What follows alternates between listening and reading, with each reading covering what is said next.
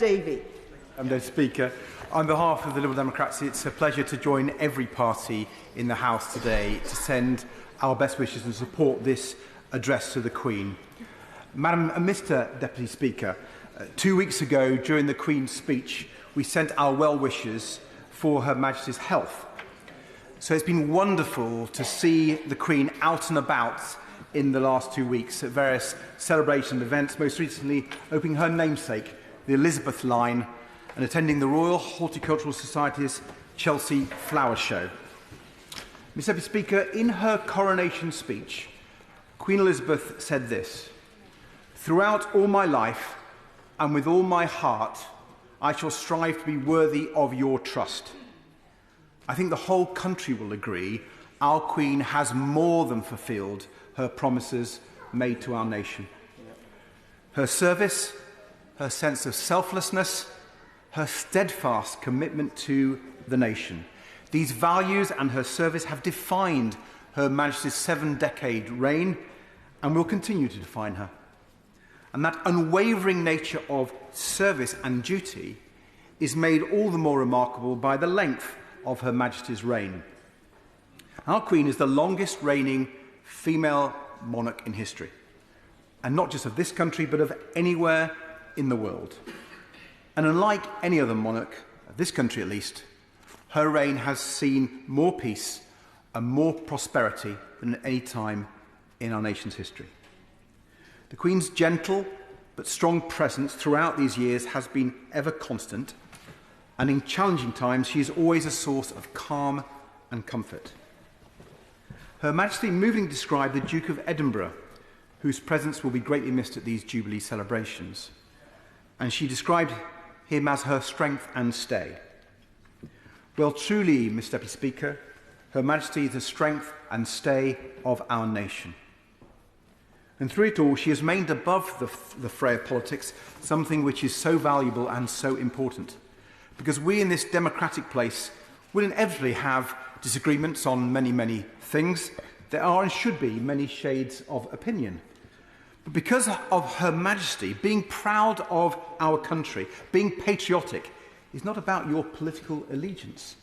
It's not grounded in whether you agree with the government of the day.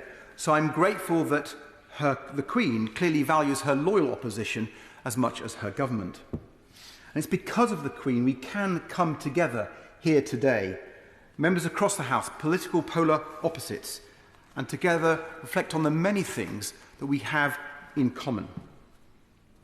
That sense of pride in our nation is something that we can all celebrate and share in this Platinum Jubilee.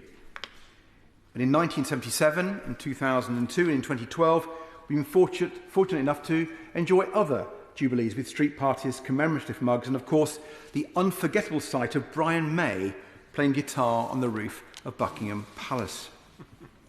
I was at school when we celebrated the Silver Jubilee, and to be honest, my strongest memory of 1977 is the Queen's smile and personal delight as Virginia Wade won Wimbledon.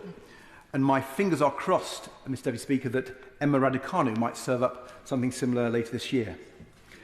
Then for the Golden Jubilee in 2002, I was honoured to meet Her Majesty when she visited my constituency in the Royal Borough of Kingston. Back then, the Queen unveiled a stone commemorating the 1100th anniversary of the coronation of King Edward the Elder, crowned in Kingston, one of the great Anglo-Saxon kings. In 2025, Kingston will be celebrating the 1100th anniversary of the crowning of King Athelstan, the first true, undisputed King of England. Nothing would bring me greater pleasure than welcoming our country's greatest monarch back to Kingston to mark this special occasion. And as others said, the highlight of the Diamond Jubilee in 2012 was watching the film when the Queen parachuted down to the opening ceremony of the Summer Olympics. I've been honoured, Mr. Deputy Speaker, to have several conversations with the Queen over the years. I won't disclose those, but I will disclose a conversation I had with Queen Margaret of Denmark during the Summer Olympics, when I was able to visit her on the royal yacht, a rather small affair compared to the one the government currently wants to buy. And Queen Margaret, I asked her, when was she taking up parachuting? And she drew on a cigarette, because Queen Margaret of Denmark is a committed smoker, and she said, "When I'm over 80." And I think she had some very kind words to say about Queen Elizabeth II. As for the Platinum Jubilee, I'm sure, like colleagues across the House, we've already been engaged in celebrations in our constituency. Last Monday, I channeled my inner Mary Berry to judge a Jubilee bake-off at Ellingham Primary School in Chessington. I was thrilled to crown Charlotte as the star baker for her delicious Union Jack cake, topped with raspberries and blueberries, and present prizes too for year group winners Nancy and Aidan for their Jubilee tributes. But amongst the mountain of the children's sponge cakes and cupcakes, I was struck by two things in particular. First, a huge temptation to cheat on my diet, but I didn't, Mrs. Deputy Speaker. But second, was the palpable excitement and enthusiasm the young children had for the Queen and the Jubilee.